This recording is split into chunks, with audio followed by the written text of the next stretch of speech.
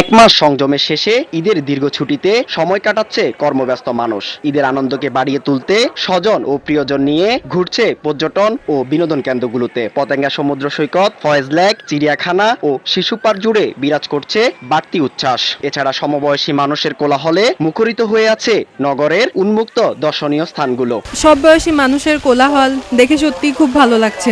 নগরের শিশু পার্কগুলোতে মেতে উঠেছে শিশুরা। কৃত্রিম পশু পাখির পিঠে চড়ে উচ্ছ্বাসিত তারা।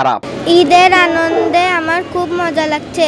পড়ালেখার চাপের কারণে ঘোরাঘুরি করতে পারি না, তাই ঈদের লম্বা বন্ধকে কাজে লাগিয়ে এখানে ঘুরতে আসলাম। ঈদ উৎসবকে ঘিরে চুরি, ছিনতাই ও অন্যান্য অপরাধ কিংবা যে কোনো অপ্রীতিকর পরিস্থিতি এড়াতে প্রশাসনের প্রতি বাড়তি নজর দেওয়ার প্রত্যাশা পর্যটকদের। হামিদুর রহমান তুষার, বৈশাখী সংবাদ, চট্টগ্রাম।